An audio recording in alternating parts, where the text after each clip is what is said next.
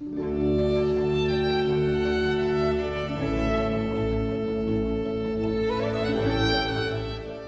I'm Robert Veal from Academy Travel. This week it was announced that there had been a major new discovery at the world's most famous archaeological site, Pompeii in southern Italy. So we decided to ask Academy Travel's resident Pompeii scholar, Dr Estelle Lazer, to comment. Now, Estelle has spent her entire life researching the human remains of Pompeii and other sites, and has an international reputation for her work in the field. So Estelle, hello, and thanks for joining us. Hello, Robert, and it's a pleasure to be here. So tell us about this new discovery.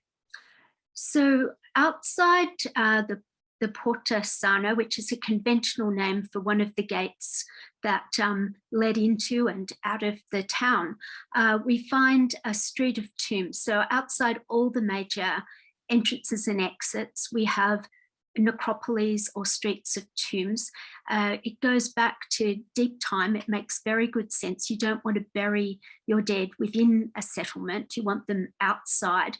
And indeed, we have a lovely street of the tombs on the eastern edge of the site, not accessible to tourists at the moment.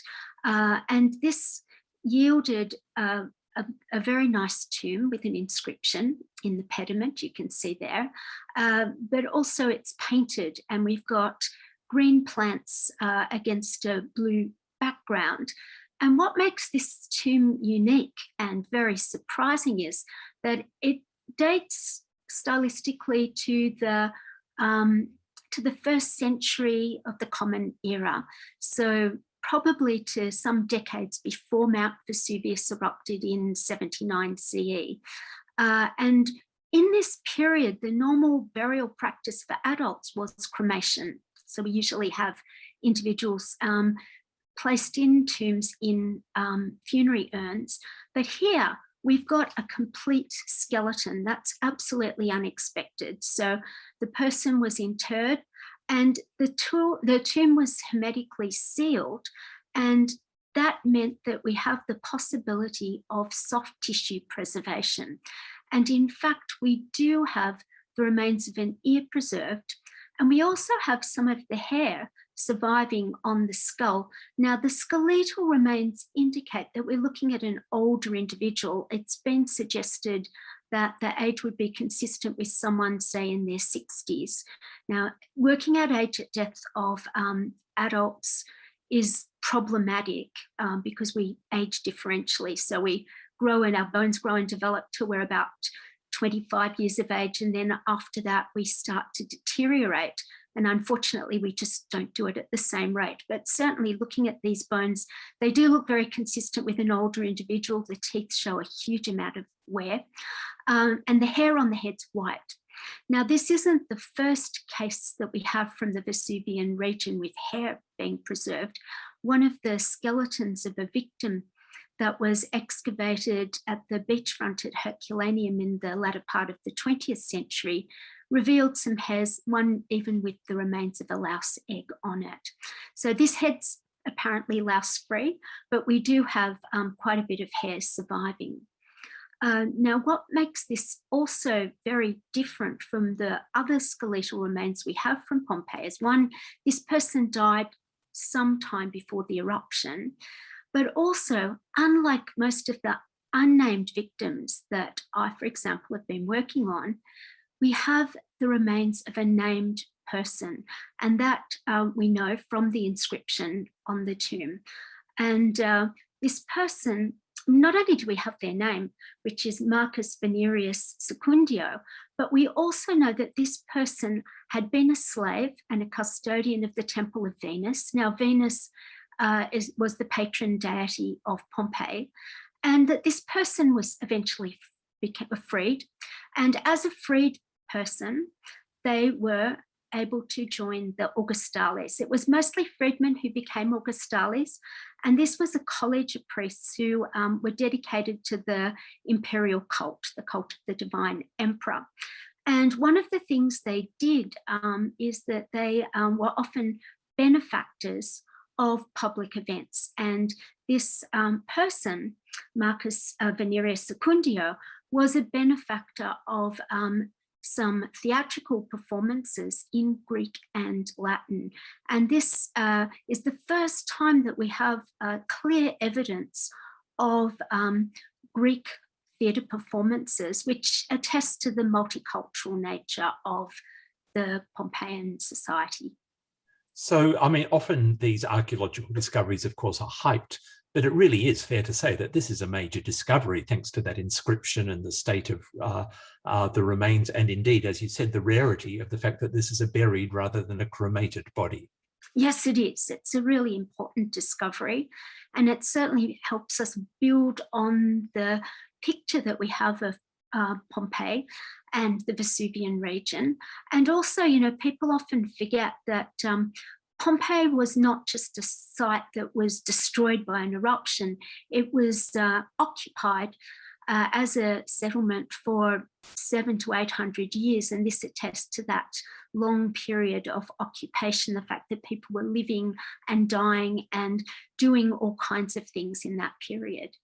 Now, going back to skeletons, because I do know this is something that fascinates a lot of people, but this was a long way from being, of course, the first set of human remains that were unearthed at Pompeii. There's a very long story, isn't there, to the unexcavating of human remains? Yes, so within the first few months of official excavations at Pompeii, so in 1748, the first official excavations were undertaken at Pompeii, and they found human remains very quickly. Now, in 1748, there was no such thing as archaeology, but the people excavating the site were interested in beautiful finds for the Spanish royal family who were controlling and paying for the excavations. But they appreciated that these finds had a value as theatre props. So when dignitaries visited the site, like as in this image, we have Emperor Joseph II of Austria coming to see a house excavated in his honour in 1769.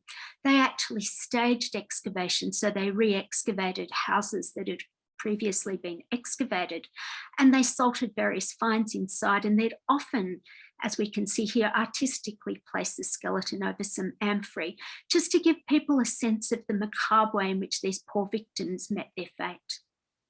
Well, yes. Now, speaking of macabre, I guess the whole thing of looking at human remains and the work that you do, looking at those bodies, does seem rather macabre. So what's the payoff? What can human remains tell us that other pieces of archaeological evidence cannot? Well, human remains provide us with a huge amount of information. So we can learn about individuals. We can certainly characterize the collection of victims from Pompeii. So Pompeii is remarkable because we have a very large number of people who died of the same cause at the same time. So it gives us a really good snapshot into a living population. And so we can work out what age they were when they died, roughly. We can work out what sex they were, any diseases if they present on the bone, any lifestyle indicators, population affinities. We can get a sense of their general health. So there's a huge amount of information we can get just from studying the bones superficially. And then new techniques that have been developed, and there have been huge advances in DNA analysis. They can tell us about not just population affinities in a broad sense, but familial relationships. And also, if we study the teeth, the enamel on the teeth, provide us with a very good information about where people grew up and what they were eating. So there's a huge amount we can learn.